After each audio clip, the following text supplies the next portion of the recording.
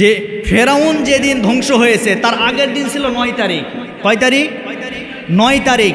আচ্ছা আপনারা বলেন তো, ফেরাউন যে 10 তারিখে তার এই যে সাম্রাজ্য, তার ক্ষমতা, তার দাম্ভিকতা, তার রাজত্ব একেবারে নিঃশেষ হয়ে যাবে, ধ্বংস হয়ে যাবে, 9 তারিখে কি একবারও ফেরাউন এটা জেনেছে? এটা কি জানতে পেরেছে? এটা জানে নাই।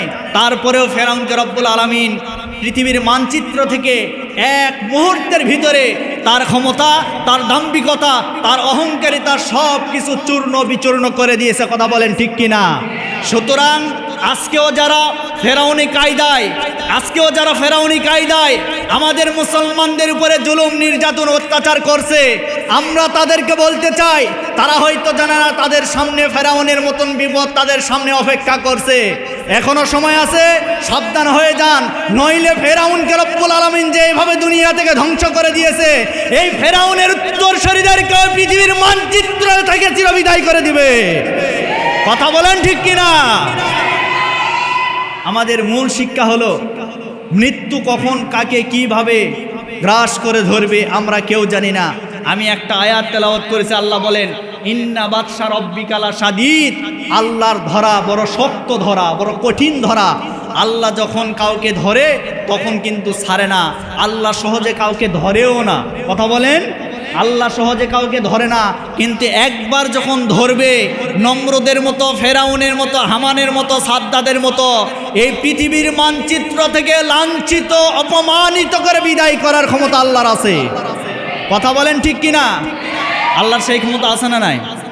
আল্লাহর সেই ক্ষমতা আছে। সম্মানিত ভাইয়েরা আমার, আজকে আমাদেরকে শিক্ষা নিতে হবে, আমরা মূসা নবীর পক্ষে থাকবো না ফেরাউনের পক্ষে থাকবো? আমরা এজিদের পক্ষে থাকবো না হোসাইনের পক্ষে থাকবো? আমরা ইব্রাহিম নবীর পক্ষে থাকবো না নমরুদের পক্ষে থাকবো? আমরা মুহাম্মদ নবীর পক্ষে থাকবো না আমরা আবু জেহেলের পক্ষে থাকবো? আজকের মসজিদ থেকে আমাদেরকে এই শপথ নিয়ে আমরা সকলে নিয়ত করে এই মসজিদ থেকে বের হয়ে যাব, যতদিন বাঁচবো আমরা কোরআন হাদিসের পক্ষে থাকবো, ইব্রাহিম নবীর পক্ষে থাকবো, মূসা নবীর পক্ষে থাকবো, মুহাম্মদ নবীর পক্ষে থাকবো, কোনো বাতিল শক্তির পক্ষে আমরা থাকতে চাই না। আল্লাহ রাব্বুল আলামিন বলেন তিলকা বিয়ামিনিকা ইয়া মূসা, হে মূসা তোমার হাতের ভিতরে ওইটা কি? মূসা আলাইহিস সালাতু ওয়াস সালাম বললেন, ও আল্লাহ আমার হাতের ভিতরে এটা লাঠি, এই লাঠি দ্বারা আমি ভর করে চলাফেরা করি, এই লাঠি দ্বারা আমি ছাগলের পাতা গাছ থেকে পেড়ে দিই তাদেরকে খাওয়ানোর জন্য, এই লাঠি দ্বারা আমি অনেক কাজ করি, এই লাঠি আমার ব্যবহারের কাজে ব্যবহৃত করি। কিন্তু এখানে প্রশ্ন হলো, আল্লাহ রাব্বুল আলামিন শুধুমাত্র প্রশ্ন করলেন, ওগো মূসা যে তোমার হাতের ভিতরে ওইটা কি? আল্লাহ প্রশ্ন করেছেন একটা, মূসা আলাইহিস সালাতু ওয়াস সালাম প্রশ্নের উত্তর দিয়েছেন অনেকগুলো। তার কারণ কি? তার কারণ হলো হযরতে মূসা আলাইহিস সালাতু ওয়াস সালাম এ দুনিয়ার কোনো মানুষের সাথে কথা বলেন নাই, দুনিয়ার কোনো ব্যক্তির সাথে কথা বলেন নাই। মূসা আলাইহিস সালাতু ওয়াস সালাম যার সাথে কথা বলেছেন তিনি হচ্ছেন আমাদের সৃষ্টিকর্তা আল্লাহ তাআলা। বলি সুবহানাল্লাহ। আল্লাহর সঙ্গে কথা বলেছেন, সুতরাং সে জায়গায় দুই এক কথা বলে তো শেষ করা যাবে না, এজন্য তিনি বেশি কথা বলেছেন। সুবহানাল্লাহ পরে। সম্মানিত ভাইরা আমার, এরপরে হযরতে মূসা আলাইহিস সালাতু ওয়াস সালামকে রব্বুল আলামিন ডাক দিয়ে বলেছিল, ওগো মূসা তোমার হাতের ভিতরে ওইটা লাঠি আমি বুঝতে পেরেছি, তুমি ওই লাঠিটা একটু মাটিতে ছেড়ে দাও। এবার মূসা আলাইহিস সালাতু ওয়াস সালাম যখন মাটিতে ছেড়ে দিয়েছে, সাথে সাথে একটা বিশাল বড় অজগর সাপ হয়ে গেছে। হযরতে মূসা আলাইহিস সালাতু ওয়াস সালাম ভয় পেয়ে গেলেন। আল্লাহ রাব্বুল আলামিন বললেন, ওগো মূসা ভয় করতে হবে না, যেভাবে তুমি মাটিতে ছেড়ে দিয়েছো সাপ হয়ে গেছে, ওই অনুরূপভাবে ওই লাঠি আবার তোমার হাতের ভিতরে নাও, তাহলে আবার লাঠিটা হয়ে যাবে। এইবার মূসা আলাইহিস সালাতু ওয়াস সালাম ওইটা হাতের ভিতরে নিয়ে নিলেন। তার মানে বোঝা গেল প্রত্যেকটা নবী এবং পয়গম্বরের এক একটা আলাদা আলাদা মুজিজা ছিল। মূসা আলাইহিস সালাতু ওয়াস সালামের মুজিজা ছিল, তার ছিল লাঠি মুজিজা। এরপরে হযরতে দাউদ আলাইহিস সালাতু ওয়াস সালামের একটা মুজিজা ছিল, সেই মুজিজা হলো হযরতে দাউদ আলাইহিস সালাতু ওয়াস সালাম কোন লোহা যদি হাতের ভিতরে নিয়ে নিতেন, লোহা হাতের ভিতরে নিয়ে একটা আস্তে করে হাতের ভিতরে নিয়ে যদি মোট করতেন, সাথে সাথে ওই লোহাটা পানি হয়ে তার হাত থেকে গলে গলে পড়ে যেত। সুবহানাল্লাহ বলতে পারেন নাই? এরপরে দাউদ আলাইহিস সালাতু ওয়াস সালামের সন্তানের নাম কি?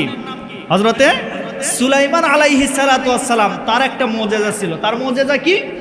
তিনি কোনো তক্তার উপরে বসতেন, খালি অর্ডার করতেন যে আমি অমুক জায়গায় যাব, আমি অমুক দেশে যাব, আমি সফর করব, শুধু অর্ডার করতে দেরি, ওই জায়গায় পৌঁছাইতে দেরি করেন নাই। এটা ছিল সুলাইমান আলাইহিস সালাতু ওয়াস সালামের মুজিজা।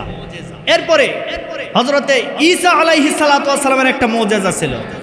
সেই মুজিজা কি? ঈসা আলাইহিস সালাতু ওয়াস সালাম যদি কোনো কুষ্ঠ রোগীর শরীরের উপরে স্পর্শ করতেন, স্পর্শ করতে দেরি আল্লাহ ওই রোগীকে সুস্থ করতে দেরি করেন না। শুধু তাই নয়, কোনো অন্ধ ব্যক্তির চোখের উপরে একটা হাতের স্পর্শ করায় দিত, স্পর্শ করতে দেরি আল্লাহ রাব্বুল আলামিন ওই অন্ধ ব্যক্তিকে চক্ষুষ্মান করতে দেরি করেন না। তার মানে প্রত্যেকটা নবী এবং পয়গম্বরের এক একটা আলাদা আলাদা মুজিজা ছিল। তাহলে আমাদের নবীর মুজিজা নাই? কথা বলেন না কেন? আছে। মানে আমাদের নবী প্রায় 3000 মুজিজা। এর ভিতরে সর্বশ্রেষ্ঠ যে মুজিজা তার নাম ছিল কি? আল কোরআন। সুবহানাল্লাহ পড়েন। সর্বশ্রেষ্ঠ মুজিজার নাম হচ্ছে আল কোরআন। এই পৃথিবী থেকে প্রত্যেকটা নবী এবং পয়গম্বর বিদায় নিয়েছেন। বিদায় নেওয়ার সাথে সাথে তাদের মুজিজাগুলিও চলে গেছে। যেমন দাউদ আলাইহিস সালাতু ওয়াস সালামের ওই মুজিজা কি আজও আছে? সুলাইমান আলাইহিস সালাতু ওয়াস সালামের নেই, মূসা নবীর নেই, কিন্তু আমার আপনার নবীর মুজিজা এখন আছে, কিয়ামত পর্যন্ত থাকবে, কেউ বিদায় করতে পারবে। সুবহানাল্লাহ। আমার ভাইয়েরা, হযরতে মূসা আলাইহিস সালাতু ওয়াস সালামের মুজিজা হলো লাঠি দ্বারা বিভিন্নভাবে তার উপকার করতেন, এমনকি সাফ হয়ে যেত। এইভাবে করে করে হযরতে মূসা আলাইহিস সালাতু ওয়াস সালাম ফেরাউনের কাছে বারবার দাওয়াত দিতেছিল। এক পর্যায়ে ফেরাউন মূসা নবীর দাওয়াতকে বন্ধ করার জন্য তিনি করলেন কি? জাদুকর ভাড়া করলেন। জাদুকর নিয়ে এসে বিভিন্ন প্রকারের সাপ, বাঘ, ভাল্লুক, বিভিন্ন যন্ত্র তারা জাদুর বিদ্যার মাধ্যমে তৈরি করলেন। এক পর্যায়ে মূসা নবীকে আক্রমণ করার চেষ্টা করলেন। আল্লাহর পক্ষ থেকে ওহী আসলো। ওহী আসার পরে আল্লাহ রাব্বুল আলামিন ওহী নাজিল করে জানায় দিল, ও মূসা, তোমার হাতের ভিতরে লাঠি মাটিতে ফেলে দাও, হয়ে যাবে সাপ। হযরতে মূসা আলাইহিস সালাতু ওয়াস সালাম এই লাঠি যখন মাটিতে ছুঁড়ে মারল, মারার সাথে সাথে বিশাল বড় অজগর সাপ হয়ে গেল। আজান হচ্ছে না? সম্মানিত প্রিয় উপস্থিতি, এখন আজান আছেন তো ইনশাল্লাহ? একটা তাকবীর দেন তো দেখি। লিল্লাহে তাকবীর, লিল্লাহে তাকবীর। তাহলে আমরা মূল যে শিক্ষা, সেই শিক্ষার দিকে আমরা যাই। সেই শিক্ষাটা কি আমাদের নিতে হবে? তো মূসা আলাইহিস সালাতু ওয়াস সালাম বারবার ফেরাউনকে দাওয়াত দিয়েছে, কিন্তু কোনো কাজে লাগে নাই। বরং মূসা নবীকে প্রতিহত করার অনেক ষড়যন্ত্র, অনেক চেষ্টা করেছে ফেরাউন। অবশেষে সর্বশেষ যে ষড়যন্ত্র করেছিল, সেই ষড়যন্ত্র কি? যে মূসা নবীর দল বলকে, ফেরাউনের দল বল সকলে মিলে মূসা নবীকে আক্রমণ করার চেষ্টা করলেন। এক পর্যায়ে আল্লাহ অর্ডার করলেন যে মূসা এখন হিজরত করতে হবে, এই জায়গায় আর থাকা যাবে না। এবার মূসা নবী যখন যাবেন, যেতে যেতে এক পর্যায়ে সামনে যখন বিশাল সমুদ্র দেখা গেল, এই সমুদ্রের কিনারায় দাঁড়িয়ে আল্লাহকে বললেন, আল্লাহ এখন তো বিপদে পড়ে গেলাম। আল্লাহ বললেন, মূসা তোমার কোনো বিপদ নাই। সুবহানাল্লাহ কোন? তোমার কোনো বিপদ নাই। তার কারণ হলো তোমার হাতের ভিতরে কি? বলে লাঠি। মারো সমুদ্রে। যেই না সমুদ্রে মেরেছে, একটা নয়, দুইটা নয়, আল্লাহ রাব্বুল আলামিন 12টা রাস্তা তৈরি করে দিয়েছে। আল্লাহু আকবার। এই 12টা রাস্তা তৈরি হয়ে গেল। মূসা আলাইহিস সালাতু ওয়াস সালাম তার সাথী সঙ্গী যারা ছিল তাদেরকে নিয়ে এই রাস্তা দিয়ে পার হয়ে যেতেছিল। প্রতিমধ্যে মাঝখানে, সমুদ্রের মাঝখানে তিনি যখন উপনীত হয়েছে, তার সাথীদেরকে নিয়ে হযরতে মূসা আলাইহিস সালাতু ওয়াস সালাম এই সমুদ্রের ভিতরেই 2 রাকাত নামাজ আদায় করেছেন শুকরিয়াতান স্বরূপ। সুবহানাল্লাহ। নামাজ পড়ে তার সাথীদেরকে নিয়ে চলে গেল। এইদিকে ফেরাউন বাহিনী একেবারে নীল নদের মাঝখানে যখন চলে গেল, পানিকে অর্ডার করা হলো। পানি একত্রিত হয়ে ফেরাউনকে এই পৃথিবীর মানচিত্র থেকে চিরবিদায় করে দিয়ে দিল। আমার প্রিয় বন্ধুগণ, যেদিন বিদায় করে দিয়েছিল সেই মাসটি ছিল মুহররম এবং 10 তারিখ 10 মুহররম